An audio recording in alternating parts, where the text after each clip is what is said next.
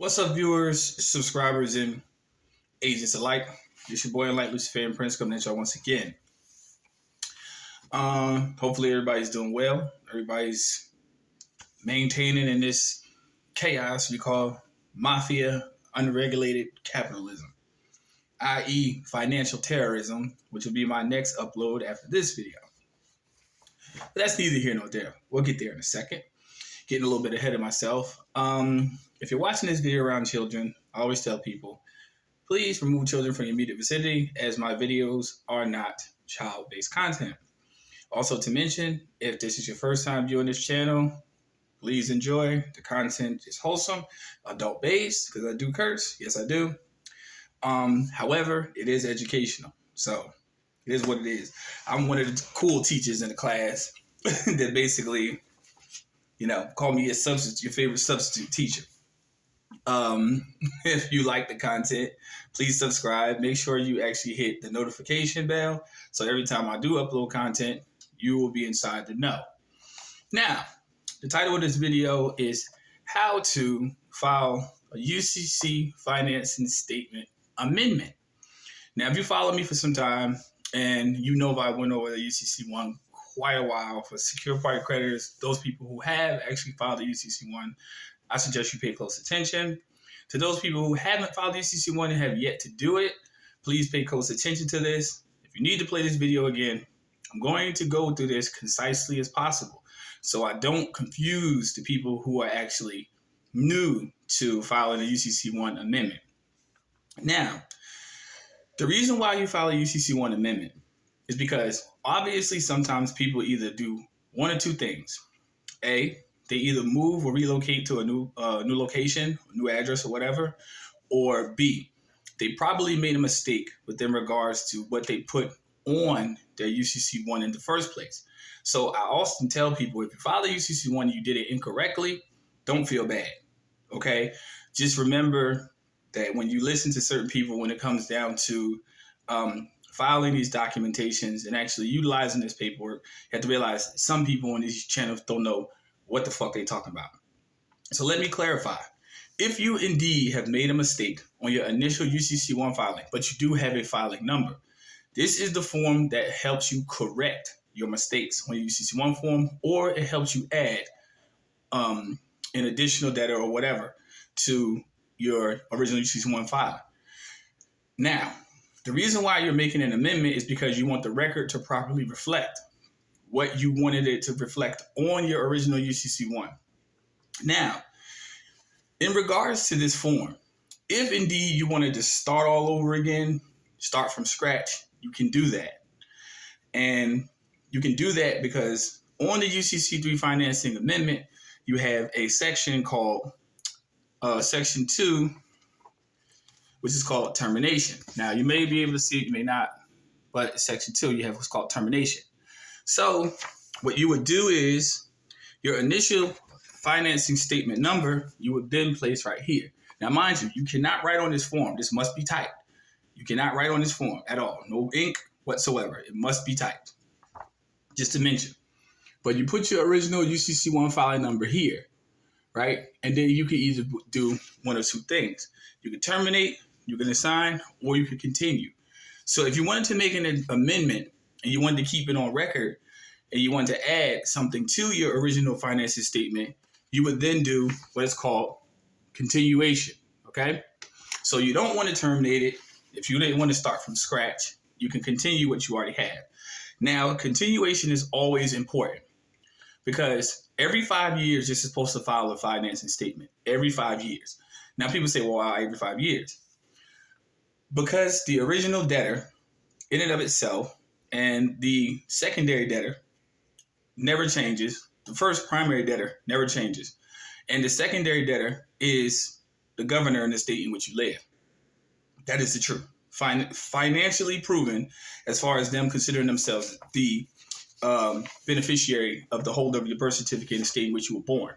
So, as they change office, the one that left is no longer responsible or liable as holding the beneficiary title to your birth certificate. So you would do what is called a continuation. So then you would actually after that governor then leaves, you would take that new governor's name and put it in the secondary space. Now, in box number 6, you can also, it says current record information, organization's name, which I already just explained.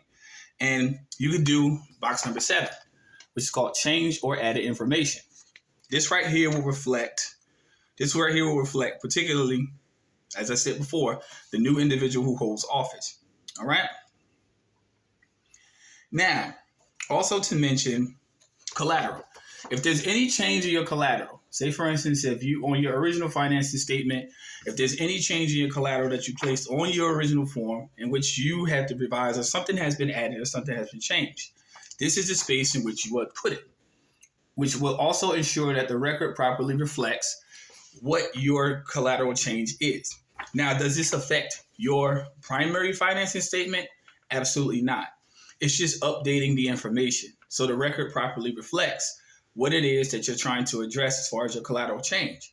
As far as any changes that need to be made necessary to your primary filing in your UCC-1, your primary filing is going to be on record, unless, of course, you want to go to the route of what I said before is termination. If you want to cancel the primary UCC-1 financing statement and start from scratch, that is the only time you would terminate the original filing, to start from scratch and file a new form. If you are a perfectionist and you want it to reflect it properly, that's the only time you would use termination. Now, you don't really have to worry about assignment as long as a continuation is concerned, because it's already on record. All you're doing is just making the record properly reflect. Now, if indeed you did change your address or anything, or you moved to a new location, you will put it in here. So the record will properly reflect from your previous residence to your current. So say, for instance, if you move from California to Texas, you don't have to file in Texas. Only thing you would have to file in Texas is the amendment that properly reflects the one that you filed in California. Does that make sense? Hopefully it does to some people. Hopefully it doesn't confuse you. Now, if indeed you did change your birth name, and you on the original UCC-1, you said that you were such and such, John Doe, but then you changed it to John Doe Bay. So you would then put secure party. In this segment, you would let the record reflect your new name as a secure party. So it would no longer be John Doe, but it would now be John Doe Bay. See what I'm saying? I'm just making a little sense of it. Or Jane Doe Bay. I don't want to seem chauvinistic. But this is just basically you just reflecting the record. Now, optional filer reference data, the last box is segment 10, line I should say. You don't have to put anything there. Just leave it alone. All you have to worry about is this. What you're doing as far as the assignment is concerned, properly reflecting the new debtor, and if you have any changes made in your personal birth name, and secure party creditor. It's just that simple. This is how you file a UCC financing statement amendment, right? The next video, after I do my one on financial terrorism, will be how to do a UCC-1 financing addendum, which will be attached to your UCC-1, but that goes a little bit more in depth. But I'm glad you learned how to file a UCC-1 amendment in less than 9 minutes. That's all you're doing with this form. It is not complex. It's so simple. And I think that a lot of people on a lot of these channels, they overcomplicate these things. Now, if you're a competent reader and you're an individual who knows why you're doing this process in the first place, it's not that hard. You know what I'm saying? It isn't that hard. It's just that, again, primarily just making the point. It's only for you to make the record reflect your initial filing, and it also keeps you from having to file a new one every 5 years because you make an amendment. Usually you should do it before the expiration date, to be honest with you. But it helps you make the record reflect an accurate description of what you wanted to file, what you originally filed on your original UCC-1 form. I always tell people, if indeed you need assistance with this, I do provide assistance with filing UCC-1. Yes, people, fees do apply. Maxim of law, the workman is worthy of his wages. It is what it is. You know, I'm just being real.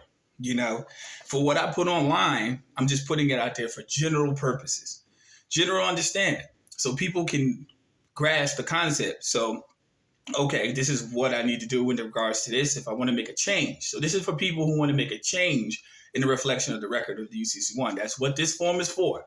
Notice what it says, amendment, meaning making a change. So sort of like the so-called Constitution. They thought it was concrete when it was first established, but it went through many changes. Amendment. So it was just nothing more, just a change. That's all amendment means. A change in a slight variation of what was originally constituted. So your Constitution is UCC1, and the amendment is to make it properly reflect the record so you can change it at will for whenever you want. Stay in charge of your commercial process. Just that simple. Okay? I'll leave my email in the comment section and in the video description. And as I said before, it's your first time viewing this channel, like and subscribe. If you don't like what I have to say, it is what it is. It's perfectly fine. It is what it is. That is fine. I am cool with that. I am just a messenger. That's all. I'm not the be all end all, and I'm damn sure not an internet guru. I'm just an individual showing people how to correct their commercial processes. Simple as that. And you just learn how to file a UCC1 amendment in less than 12 minutes. Any further questions, please contact me via email. Serious inquiries only. When I say serious inquiries only, that doesn't mean send me an email detailing your problems, listing anything. If you send me an email, it only means business. That's all it is. I don't want to hear problems. I don't want to hear situations. I don't want to hear anything. If it ain't about business, do not contact me. My time is valuable. My time is precious. It's just that simple. That's the way I stand. That's the way I operate. I'm not changing for nobody. It's 2023. I don't have time to waste. All right? Y'all stay tuned. Stay tuned for the next upload. It is what it is.